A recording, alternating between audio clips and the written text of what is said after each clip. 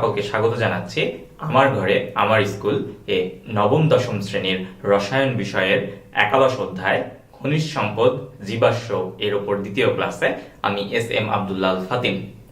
আজকে আমরা আলোচনা করব হাইড্রোকার্বন নিয়ে। তো আজকের পাঠ শেষে আমরা শিখতে পারবো হাইড্রোকার্বনের ধরন এবং শ্রেণী বিভাগ। আজকের ক্লাসটা যদি আমরা মনোযোগ দিয়ে করি তাহলে কিন্তু হাইড্রোকার্বনের ধরন ও শ্রেণী বিভাগ সম্পর্কে আমরা খুব সহজে একটা ভালোভাবে ব্যাখ্যা করতে পারবো। তো চলো আজকে আমরা আমাদের ক্লাসের মূল আলোচনায় ফিরে যাই। আমরা আলোচনা শুরু করব হাইড্রোকার্বন দিয়ে। তো যখনই আমরা এই হাইড্রোকার্বন শব্দটি উচ্চারণ করি আমাদের মাথায় কিন্তু দুটো শব্দ অটোমেটিক চলে আসে, একটি হচ্ছে হাইড্রোজেন আর একটি হচ্ছে কার্বন। তো তোমরা ঠিক ধরেছো, হাইড্রোকার্বন বলতে আমরা সেই ধরনের যৌগগুলোকেই বোঝাচ্ছি যারা কার্বন ও হাইড্রোজেনের সমন্বয়ে গঠিত। আমি যদি এই উদাহরণগুলো একটু দেখি, আমি আবারও একটু মনে করিয়ে দিতে চাই হাইড্রোকার্বনের সংজ্ঞায় আমরা কি বললাম, যে কার্বন ও হাইড্রোজেন এর সমন্বয়ে যে যৌগগুলো গঠিত হয় তাদেরকেই আমরা বলছি হাইড্রোকার্বন। এখন আমরা এবার এই উদাহরণগুলোর দিকে একটু তাকাই। আমরা প্রথম যে উদাহরণটি দেখানোর চেষ্টা করেছি সেটি হচ্ছে মিথেন। আমরা দেখতে পাচ্ছি যে মিথেনের যে আণবিক সংকেত, আমরা শিখে এসেছি আণবিক সংকেত কি। তো আমরা আণবিক সংকেত দেখতে পাচ্ছি CH4। আমরা ঠিক পাশেই কিন্তু গাঠনিক সংকেত দেখতে পাচ্ছি। আমি দেখতে পাচ্ছি যে একটি কার্বনকে ঘিরে 4টি হাইড্রোজেন পরমাণু সমযোজী বন্ধন দ্বারা গঠিত। তাহলে আমরা কিন্তু আণবিক সংকেত গাঠনিক সংকেত থেকে খুব সহজেই বুঝতে পারছি যে মিথেন একটি হাইড্রোকার্বন। কারণ কি, শুধুমাত্র কার্বন ও হাইড্রোজেন নিয়েই কিন্তু এই মিথেন গঠিত হয়েছে। আমরা যদি আরেকটি উদাহরণ দেখি, যেমন ইথিন, আমরা আণবিক সংকেত দেখতে পাচ্ছি C2H4। তো এই যে ইথিন, আমরা এর গাঠনিক সংকেত যদি দেখি খুব পরিষ্কারভাবে আমরা দেখতে পাচ্ছি যে এখানেও কি হয়েছে, কার্বন এবং হাইড্রোজেনের সমন্বয়ে কিন্তু এই যৌগটি গঠিত হয়েছে। আমরা যদি আরেকটি উদাহরণ দেখি যাকে আমরা বলছি সাইক্লোহেক্সেন। এখন এই যে বললাম সাইক্লোহেক্সেন, নামটা কেন এরকম হয়েছে আমরা কিন্তু একটু পরে আলোচনা করব। এখন এই সাইক্লোহেক্সেনের আণবিক সংকেত এবং গাঠনিক সংকেত দেখেই কিন্তু আমি বলে দিতে পারছি এটাও কিন্তু কি হাইড্রোকার্বন। একইভাবে আমি যদি বলি বেনজিন, যার আণবিক সংকেত হচ্ছে C6H6, এর গাঠনিক সংকেত যদি আমি দেখি তাহলে আমরা দেখতে পাবো যে এই গাঠনিক সংকেতেও কি আছে, শুধুমাত্র কার্বন এবং হাইড্রোজেন। তো এখন আমরা এই ভিন্ন ভিন্ন উদাহরণগুলোকেই জানবো শ্রেণী বিভাগের অধীনে। আমরা যদি একটু হাইড্রোকার্বনের শ্রেণী বিভাগটা করতে চাই, আমরা প্রথমেই দেখব হাইড্রোকার্বনকে আমরা দুইটি ভাগে ভাগ করতে পারি। একটি হচ্ছে অ্যালিফেটিক আর একটি হচ্ছে অ্যারোমেটিক। আমরা যদি একটু অ্যালিফেটিক সম্পর্কে জানি তাহলে আমরা বলবো যে এই অ্যালিফেটিক যৌগগুলোকে আমরা প্রাণীদেহের চর্বি থেকে পাই। আমরা কি বললাম, অ্যালিফেটিক যে যৌগগুলো আছে বা অ্যালিফেটিক যে হাইড্রোকার্বনগুলো আছে, সেই অ্যালিফেটিক হাইড্রোকার্বনকে আমরা কোথা থেকে পাই? প্রাণীদেহের চর্বি থেকে। অ্যালিফেটিক হাইড্রোকার্বনকে আমরা আবার মুক্ত শিকল এবং বদ্ধ শিকল এই দুটি ভাগে ভাগ করি। আমরা যদি মুক্ত শিকল হাইড্রোকার্বন নিয়ে কথা বলতে চাই তাহলে হাইড্রোকার্বন মানে কি? কার্বন এবং হাইড্রোজেনের যৌগ। আর মুক্ত শিকল মানে কি, এই ব্যাপারটা আমরা একটু জানার চেষ্টা করব। এই জন্যে আমরা তিনটি উদাহরণ দেখছি। প্রথমে আমরা বলছি প্রোপেন, যার গাঠনিক সংকেত এবং আণবিক সংকেত দুটোই তোমরা দেখতে পাচ্ছ। এরপরে আমি লিখেছি প্রোপিন এবং সর্বশেষ প্রোপাইন। এখন শুরুতে যদি আমি প্রোপেনের কথা বলি তাহলে একটু দেখো তো তোমরা, এই যে প্রোপেনে যে কার্বনের যে চেইন আছে, যেটাকে আমরা বলছি শিকল, কার্বন বন কার্বন বন কার্বন, এই যে বন্ধন কার্বনের সাথে কার্বনের এবং মাঝের কার্বনের সাথে শেষের কার্বনের, আমরা এই সংকেতের দিকে যদি একটু খেয়াল করি তাহলে দেখবো যে দুই প্রান্তের যে কার্বন এটা কিন্তু মুক্ত অবস্থায় আছে, এটা কিন্তু ছাড়ানো, এটা কিন্তু ওপেন। একইভাবে আমরা যদি প্রোপিনের সংকেত দেখি তাহলেও দেখবো যে প্রোপিনের সংকেতে যে দুই প্রান্তের কার্বন তারাও কিন্তু ওপেন আছে বা মুক্ত আছে। একইভাবে সর্বশেষ যে উদাহরণটা দেখতে পাচ্ছি প্রোপাইন, এই প্রোপাইনের দুই প্রান্তের কার্বনেও কি আমি দেখতে পাচ্ছি এরা কিন্তু কোনো চক্র গঠন করেনি, এরা কিন্তু কোনো বদ্ধ ঘর বা বলয় গঠন করেনি।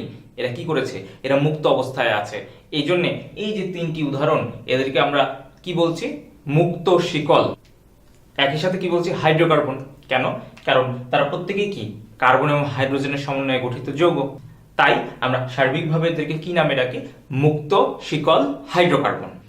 যেই মুক্ত শিকল হাইড্রোকার্বনগুলো আমরা এতক্ষণ দেখলাম, এর মধ্যে প্রথম যে উদাহরণটা, সেখানে কিন্তু আমরা দেখতে পাচ্ছি যে কার্বন কার্বন এর মধ্যে শুধুমাত্র একক বন্ধন বিদ্যমান।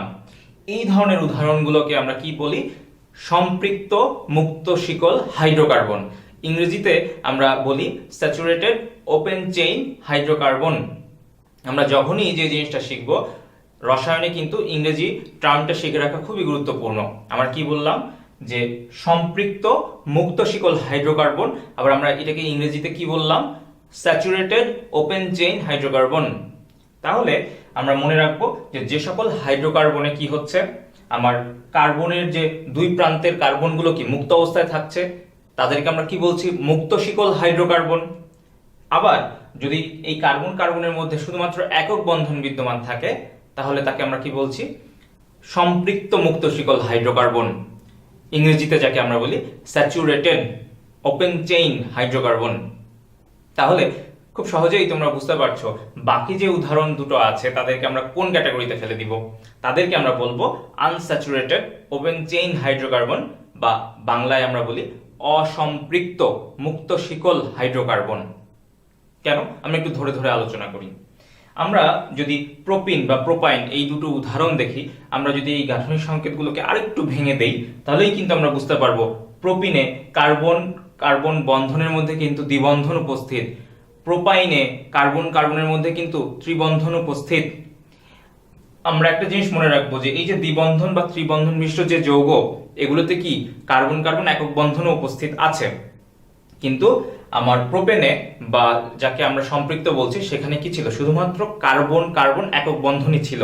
কিন্তু যখনই আমরা দেখবো যে দ্বিবন্ধন বা ত্রিবন্ধনের উপস্থিতি, তখনই তাদেরকে আমরা অসম্পৃক্ত হাইড্রোকার্বনের ক্যাটাগরিতে ফেলে দিব। এখন এরা কি মুক্ত শিকল? অবশ্যই, কারণ দুই প্রান্তের কার্বনগুলো কি, এই যে প্রোপিন বা প্রোপাইন দুইজনের উদাহরণেই আমরা দেখতে পাচ্ছি যে দুই প্রান্তের কার্বনগুলোই কি মুক্ত অবস্থায় আছে। সুতরাং আমরা প্রোপিনকেও বলছি অসম্পৃক্ত মুক্ত শিকল হাইড্রোকার্বন, কারণ ওই যে দ্বিবন্ধন আছে। আবার প্রোপাইন এখানে কি আছে? ত্রিবন্ধন আছে, ওদেরকেও আমরা বলছি অসম্পৃক্ত মুক্ত শিকল হাইড্রোকার্বন। সুতরাং আমরা মনে রাখবো, যদি কার্বন কার্বন একক বন্ধনই কেবলমাত্র উপস্থিত থাকে কোনো হাইড্রোকার্বনে, তাদেরকে আমরা বলছি কি? সম্পৃক্ত।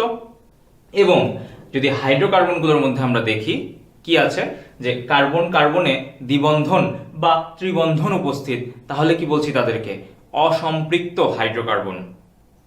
আমরা আরো একটি জিনিস দেখলাম, যেহেতু কি আমার দুই প্রান্তে কার্বনগুলো ছাড়ানো বা মুক্ত অবস্থায় আছে, তাই আমরা এদেরকে বলছিলাম কি? সম্পৃক্ত মুক্ত শিকল হাইড্রোকার্বন। এবং এদেরকে আমরা কি বলছি? অসম্পৃক্ত মুক্ত শিকল হাইড্রোকার্বন। একটা জিনিসের যতগুলো নাম থাকে আমরা কিন্তু সবগুলো নামই জানার চেষ্টা করব। এই জন্যই আমরা মনে রাখবো এই যে সম্পৃক্ত মুক্ত শিকল হাইড্রোকার্বনকে আমরা আরেকটি সাধারণ নামে ডাকি, যাকে আমরা বলি অ্যালকেন। এখন এই প্রোপেনের উদাহরণে আমরা দেখেছি যে কার্বন 3টি ছিল। যেমন আমি যদি আরেকটি উদাহরণ দেখি, এখানে আমি 10টি কার্বন নিয়ে কথা বলছি, তাহলে এখানেও আমি দেখতে পাচ্ছি যে দুই প্রান্তের কার্বনগুলো কি মুক্ত আছে, আবার কোথাও কিন্তু দ্বিবন্ধন বা ত্রিবন্ধন নাই, কার্বন কার্বনের মধ্যে কি আছে? একক বন্ধন আছে। এর মানে এটাও কি? সম্পৃক্ত মুক্ত শিকল হাইড্রোকার্বন। এভাবে অজস্র যৌগ হতে পারে, আমরা সবার নাম মুখস্থ এভাবে রাখতে পারবো না, তাই আমরা এদেরকে একটি সাধারণ নামে ডাকি, তাদেরকে আমরা বলি অ্যালকেন। যেমন আমি যদি প্রোপেনের কথা বলি, কার্বন সংখ্যা 3 আছে, তাই কার্বন সংখ্যা যদি কোনো যৌগে 3 থাকে, ওই যৌগের নামকরণের বেলায় শুরুতে বসে হচ্ছে প্রোপ। যৌগের নামকরণের শেষে আমরা অ্যালকেন থেকে এই এন অংশটুকু নেই, তাহলে প্রোপ যোগ এন ইকুয়াল টু কি পাই? প্রোপেন। এই নামকরণের বিষয়গুলো কিন্তু আমরা পরবর্তী ক্লাসে শিখব, এখন ওদিকে বিস্তারিত যাচ্ছি না। তাহলে আমরা মনে রাখবো যে সম্পৃক্ত মুক্ত শিকল হাইড্রোকার্বনকে আমরা বলি কি? অ্যালকেন। একইভাবে আমরা অসম্পৃক্তর অধীনে দুটো ক্যাটাগরি দেখেছি, যেখানে আমরা দেখেছি কার্বন কার্বনে দ্বিবন্ধন ছিল। আমরা মনে রাখবো যদি কার্বন কার্বনে দ্বিবন্ধন থাকে, তাহলে তাদেরকে আমরা ডাকি অ্যালকিন বলে। অ্যালকিন কিন্তু একটি সাধারণ নাম। যেমন প্রোপিন, কার্বন ছিল কয়টি? 3টি, তাই নামের শুরুতে বসেছে কি? প্রোপ। আবার অ্যালকিন, যখনই যৌগের নামকরণ করব, এই যে অ্যালকিনের শেষে কি আছে? ইন। এই অ্যালকিনের ইনটা আমরা এই প্রোপের সাথে যুক্ত করেই কিন্তু যৌগের নামকরণ করে ফেলছি, যার জন্য এখানে আমরা যৌগের নাম কি পেয়েছিলাম? প্রোপিন। একইভাবে আমরা অসম্পৃক্ত মুক্ত শিকল হাইড্রোকার্বনের যে আরেকটি উদাহরণ দেখেছিলাম, যেখানে আমরা দেখেছি কার্বন কার্বনে ত্রিবন্ধন উপস্থিত। আমরা মনে রাখবো, যদি অসম্পৃক্ত মুক্ত শিকল হাইড্রোকার্বনে কার্বন কার্বন দ্বিবন্ধন থাকে তাহলে তাকে একটা সাধারণ নামে ডাকছি, সেটি হচ্ছে অ্যালকিন। কিন্তু যদি ত্রিবন্ধন থাকে তাহলে কিন্তু আমরা ডাকছি অ্যালকাইন। এই যে পার্থক্যগুলো আমাদের কিন্তু মনে রাখতে হবে। আমি যদি আরেকবার তালিকাটার দিকে তাকাই, হাইড্রোকার্বনকে আমরা দুটো ভাগে ভাগ করেছিলাম। শুরুতেই বলেছি অ্যালিফেটিক নিয়ে একটু বিস্তারিত কথা বলবো। এই অ্যালিফেটিকের অধীনে আমরা মুক্ত শিকল হাইড্রোকার্বন নিয়ে কথা বললাম এবং দেখলাম মুক্ত শিকল হাইড্রোকার্বনকে আমরা সম্পৃক্ত এবং অসম্পৃক্ত এই দুটো ভাগে ভাগ করি। সম্পৃক্তর মধ্যে আমরা কি দেখলাম, তাদেরকে একটি সাধারণ নামে ডাকি অ্যালকেন, এবং সম্পৃক্ত এরপরে আমরা পেয়েছি অসম্পৃক্ত। এই অসম্পৃক্ত মুক্ত শিকল হাইড্রোকার্বনের অধীনে আমরা পেয়েছি অ্যালকিন এবং অ্যালকাইন। অ্যালকেনে কি থাকে, কার্বন কার্বন একক বন্ধন, আর অসম্পৃক্তের ভিতরে যে অ্যালকিন বলছি সেই অ্যালকিনে কি থাকে, কার্বন কার্বন দ্বিবন্ধন, এবং অ্যালকাইনে থাকে কার্বন কার্বন ত্রিবন্ধন। এভাবে তালিকা করে পড়লে আমরা কিন্তু জিনিসগুলো খুব সহজে মনে রাখতে পারবো। এবার আমরা মুক্ত শিকলের ধারা যেমন আলোচনা করে ফেললাম, আমরা এবার চলে যাব বদ্ধ শিকলে। এই বদ্ধ শিকলেও কিন্তু আমরা দেখব সম্পৃক্ত অসম্পৃক্ত দুটি ভাগ রয়েছে। কিন্তু আমরা যদি মুক্ত শিকল খুব ভালোভাবে বুঝি, বদ্ধ শিকল কিন্তু আর আমাকে এত পরিশ্রম করে মনে রাখতে হবে না। তো চলো আমরা চলে যাই বদ্ধ শিকল যৌগের আলোচনায়। তো এই পর্যায়ে আমরা আলোচনা করব বদ্ধ শিকল অ্যালিফেটিক হাইড্রোকার্বন নিয়ে। এবং যেমনটি আমি বলেছি যে বদ্ধ শিকল অ্যালিফেটিক হাইড্রোকার্বনকে আমরা কিন্তু সম্পৃক্ত এবং অসম্পৃক্ত দুটো ভাগে ভাগ করি, ঠিক আগের মতোই। আমরা তাহলে বুঝতে পারছি যে সম্পৃক্ত বদ্ধ শিকল হাইড্রোকার্বন বলতে আমরা কিন্তু সেখানে শুধুমাত্র কি পাবো, কার্বন কার্বনে একক বন্ধন, এবং অসম্পৃক্ত বদ্ধ শিকলের বেলায় আমরা পাবো কার্বন কার্বন দ্বিবন্ধন বা কার্বন কার্বনে ত্রিবন্ধনও আমরা দেখে থাকবো। এখন এই বদ্ধ শিকল মানে কি? খুব সহজ। আগে আমরা শিকলটাকে ছড়ানো অবস্থায় পেয়েছি, এখন আমরা দেখব যে শিকলটা বদ্ধ বা একটা বলয় বা একটা চক্র গঠন করছে। আমরা যদি একটি উদাহরণ দেখি, যেমন আমরা বলছি সাইক্লোপ্রোপেন, খুব সহজেই কিন্তু আমরা বুঝতে পারছি এখানেও কিন্তু যে প্রোপেন মানে কি, অ্যালকেনের কথাই বলছি। যেহেতু এখানে কোনো দ্বিবন্ধন বা ত্রিবন্ধন নাই, অর্থাৎ এটি কি অ্যালকেন, বা এটাকে আমরা বলছি সম্পৃক্ত যৌগ। কি ধরনের? বদ্ধ শিকল, কারণ এখানে প্রান্তের কার্বনগুলো কি আর মুক্ত অবস্থায় নাই, তারা কি করেছে, একটা বলয় বা একটা চক্র গঠন করেছে। যেহেতু কার্বন তিনটা এবং কোনো দ্বিবন্ধন বা ত্রিবন্ধন নাই, কি আছে, কার্বন কার্বনে একক বন্ধন। তাহলে কার্বন কার্বনে যদি একক বন্ধন থাকে তাহলে ওই যে আমরা তাদেরকে কি বলি, অ্যালকেন, এবং যেহেতু কার্বন সংখ্যা তিনটা তাই আমরা বলছি প্রোপেন। এখন এটাকে আমরা বলছি সাইক্লোপ্রোপেন, কারণ কি, এটা একটা চক্র বা সাইকেল গঠন করেছে। তাই এই ধরনের যৌগগুলোকে কিন্তু আমরা আবার অ্যালিসাইক্লিক যৌগ বলে থাকি, কারণ এরা সাইকেল বা চক্র গঠন করে। এখন এইটার একটা সংকেত আছে ত্রিভুজের মতো। তো এই ধরনের সংকেতকে কিন্তু আমরা আবার বলি কঙ্কাল সংকেত বা স্কেলেটন ফর্মুলার মাধ্যমে প্রকাশ করি। তাই এই ত্রিভুজ দেখে ভয় পাওয়ার কিছু নাই, এটি কিন্তু গণিতের ত্রিভুজ না। এই ত্রিভুজের প্রান্তগুলোতে আমরা কাকে বসাবো, কার্বনকে। তাহলে যদি বসাই তাহলে আমরা এরকম একটা গঠন পেলাম। এখন কার্বনের হাত যেহেতু 4, কার্বনের যোজনী যেহেতু 4, তাহলে প্রত্যেকটি কার্বনের যদি আমি 4টি করে হাত মিলাই তাহলে দেখবো যে প্রথম কার্বনে কি আছে, দুটো হাত আছে। তাহলে আমি এর সাথে আরো দুটো হাইড্রোজেন দিয়ে দিলাম। একইভাবে পরের কার্বনেও কি দেখতে পাচ্ছি, দুটো হাত আছে, তাহলে এর সাথে আমি দুইটা হাইড্রোজেন দিয়ে দিচ্ছি। একইভাবে শেষ যে কার্বন আছে সেই কার্বনেরও কি আমি দুইটি হাত দেখতে পাচ্ছি। তাহলে বাকি থাকে কয়টি হাত, 4টি। যেহেতু হাত হতে হবে, আমার আরো 2টি হাত পূরণ করতে হলে আমি দুটো হাইড্রোজেন দিয়ে দিলাম। কেন? কারণ তো আমি কথাই বলছি হাইড্রোকার্বন নিয়ে, তাহলে কার্বনের সাথে এখানে কে যুক্ত হবে, হাইড্রোজেন। তাহলে এই যে আমি গঠনটা পেলাম, এবার দেখো তো নিচের গঠন আর উপরের গঠনটা কি একই না? সুতরাং আমরা যেই সাইক্লিক যৌগ বা যেই বদ্ধ শিকল সম্পৃক্ত হাইড্রোকার্বন নিয়ে কথা বলছি, এদেরকে আমরা কিন্তু স্কেলেটন ফর্মুলা বা কঙ্কাল সংকেতের মাধ্যমেও প্রকাশ করতে পারি। এবং ইদানিংকালে কিন্তু এই কঙ্কাল সংকেত বা স্কেলেটন ফর্মুলার কিন্তু ব্যাপক ব্যবহার রয়েছে। একইভাবে আমরা যদি চতুর্ভুজ দেখি তাহলে আমরা বলতে পারবো এটা কিন্তু সাইক্লোবিউটেন। যেহেতু কার্বন আছে 4টি তাই আমরা নামের শুরুতে বলি বিউট, এবং যেহেতু এটি অ্যালকেন, শুধুমাত্র কার্বন কার্বন একক বন্ধন আছে তাই নামের শেষে অ্যান, তাহলে বিউট যোগ অ্যান, বিউটেন। যেহেতু এটা একটা সাইকেল গঠন করেছে, একটা চক্র বা বলয় গঠন করেছে, কোনো প্রান্তের কার্বনগুলোই কি মুক্ত অবস্থায় নাই, তাই নামের শুরুতে আমরা কি বলে দিচ্ছি, সাইক্লো। তাহলে সাইক্লো বিউটেন। আমরা যদি এই কঙ্কাল সংকেতটা দেখি বুঝতেই পারছি প্রান্তগুলোতে কে বসবে, কার্বন, এবং এই কার্বন এবং এই কার্বনের মাঝখানে কি আমি দেখতে পাচ্ছি দ্বিবন্ধন আছে। অর্থাৎ যেহেতু এটা দ্বিবন্ধন আছে এর মানে কি অবশ্যই এটি অসম্পৃক্ত, এবং এদেরকে আমরা একটা সাধারণ নামে ডাকি অ্যালকিন। কার্বন যেহেতু আছে তিনটি, তাহলে কি হবে নাম, কার্বন তিনটি থাকলে শুরুতে বসবে প্রো, অ্যালকিন হওয়ার কারণে শেষে বসবে ইন, তাহলে নামকরণ কি হবে, প্রোপিন। যেহেতু একটা সাইকেল গঠন করছে তাই আমরা শুরুতে কি বলবো, সাইক্লোপ্রোপিন। খুব সহজ। একইভাবে আমরা যদি অ্যালকাইনের একটু উদাহরণ দেখি তাহলে আমরা দেখব সাইক্লোহেক্সাইন। আমরা কিন্তু এটির আর বিশদ ব্যাখ্যায় গেলাম না, আমরা খুব সহজেই বুঝতে পারছি যেহেতু একটা চক্র বা সাইকেল গঠন করছে তাই আমরা এদেরকে বলছি বদ্ধ শিকল অ্যালিফেটিক হাইড্রোকার্বন। এবং এদেরকে আমরা পর্যায়ক্রমে কি নামে ডাকি, যেখানে কার্বন কার্বন একক বন্ধন আছে এই বদ্ধ শিকল অ্যালিফেটিক হাইড্রোকার্বনগুলোকে আমরা বললাম সম্পৃক্ত বা স্যাচুরেটেড ক্লোজড চেইন হাইড্রোকার্বন। এবং যেখানে আমরা দেখতে পাচ্ছি যে বদ্ধ চক্র গঠন হয়েছে এবং দ্বিবন্ধন আছে বা ত্রিবন্ধন আছে, এই উভয় শ্রেণীকে আমরা আবার কি বলি, অসম্পৃক্ত বদ্ধ শিকল অ্যালিফেটিক হাইড্রোকার্বন, বা আমরা ইংরেজিতে বলি কি, আনস্যাচুরেটেড ক্লোজ চেইন হাইড্রোকার্বন। এই পর্যায়ে আমরা আলোচনা করব অ্যারোমেটিক হাইড্রোকার্বন। গ্রিক শব্দ অ্যারোমা থেকে নামকরণ করা হয়েছে অ্যারোমেটিক হাইড্রোকার্বন। এর কারণ হচ্ছে প্রথম দিকে আমরা এই বিশেষ ধরনের যে হাইড্রোকার্বনগুলো নিয়ে কথা বলছি তাদের যখন আমরা সন্ধান পাই তখন তাদের থেকে আমরা কিছু সুগন্ধ পেতাম।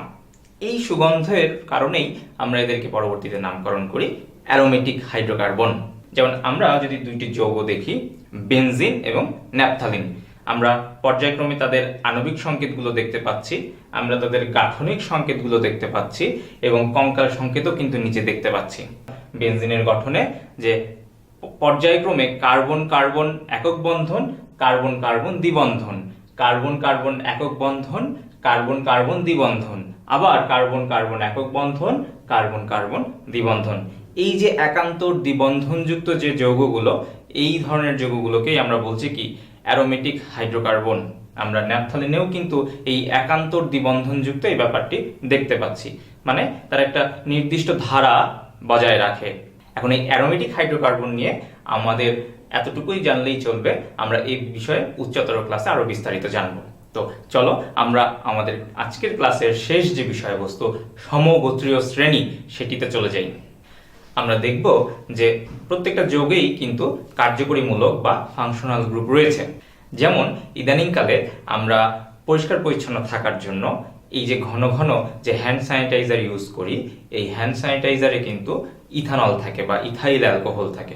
তো এই ইথানলের সংকেতটা যদি আমরা দেখি যে C2H5OH, তো এই যে OH, এই OH বা হাইড্রোক্সিল মূলক, এটাই কিন্তু এই ইথানলের কার্যকরী মূলক।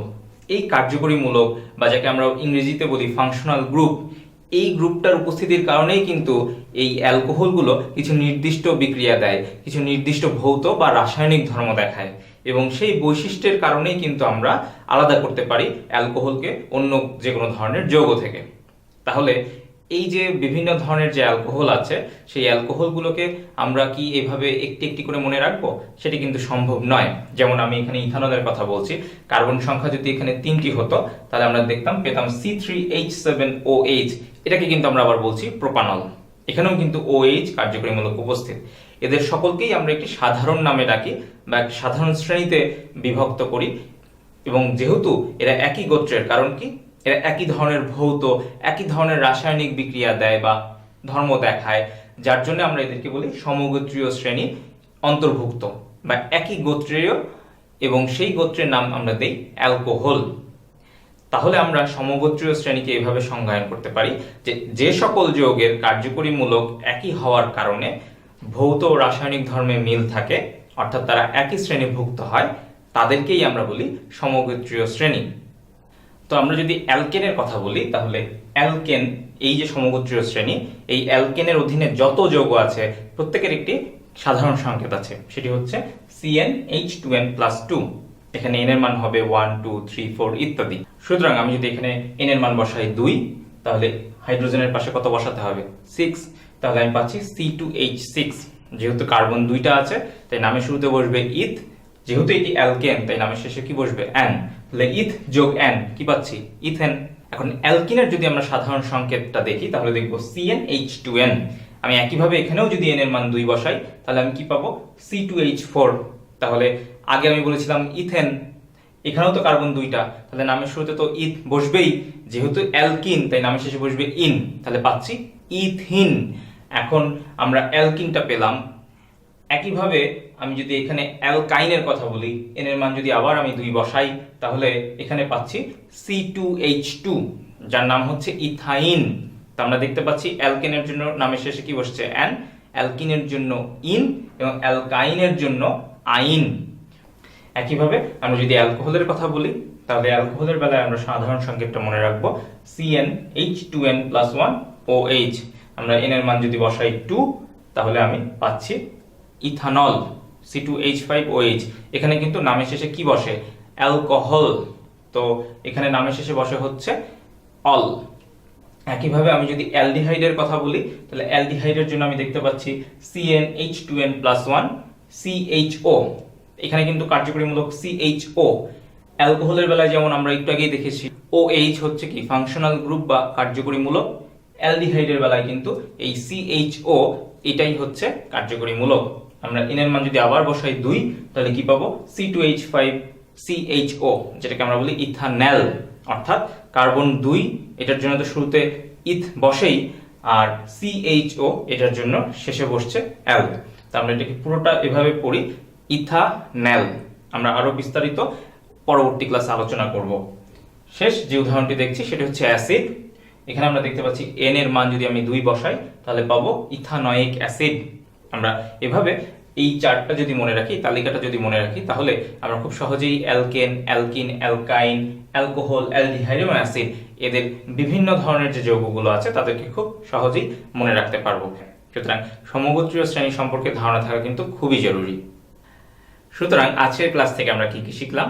আজকের ক্লাসে আমরা জানলাম কার্বন ও হাইড্রোজেনের সমন্বয়ে গঠিত যৌগগুলোকে আমরা বলছি হাইড্রোকার্বন, এবং এই হাইড্রোকার্বনকে অ্যালিফেটিক এবং অ্যারোমেটিক এই দুটো ভাগে ভাগ করা যায়। অ্যালিফেটিককে আমরা আবার দুটো ভাগে ভাগ করি, সেটি হচ্ছে মুক্ত শিকল এবং আরেকটি হচ্ছে বদ্ধ শিকল।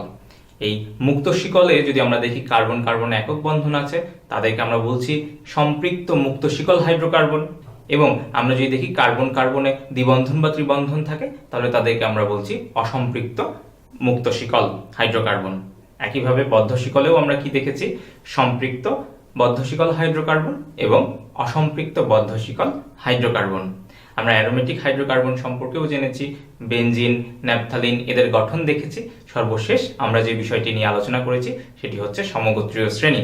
এই পর্যায়ে তোমাদের জন্য কিছু বাড়ি কাজ দেওয়া থাকবে। তোমাদের জন্য প্রথম যে বাড়ি কাজটি থাকবে সেটি হচ্ছে হাইড্রোকার্বনের শ্রেণী বিভাগের একটি তালিকা তৈরি করো, এবং দ্বিতীয় যে প্রশ্নটি থাকবে সেটি হচ্ছে ন্যাপথালিন যে একটি অ্যারোমেটিক হাইড্রোকার্বন তা ব্যাখ্যা করো। আমি বিশ্বাস করি পর্যাপ্ত অনুশীলনের মাধ্যমে তোমরা এই প্রশ্নগুলোর উত্তর করতে পারবে, এবং স্কুল খোলার পর অবশ্যই তোমরা এই বাড়ির কাজ তোমার শ্রেণী শিক্ষকের কাছে জমা দিবে, যা ধারাবাহিক মূল্যায়নের সাথে যুক্ত হবে। তোমরা সবাই সুস্থ থাকো, ভালো থাকো, সরকারি নির্দেশনা মেনে ঘরে অবস্থান করো এবং স্বাস্থ্যবিধি মেনে চলো। তোমরা যদি এই ক্লাসটি পুনরায় করতে চাও তাহলে চোখ রাখো আমার ঘরে আমার স্কুল এর ফেসবুক পেজ বা ইউটিউব চ্যানেলে। ধন্যবাদ সবাইকে।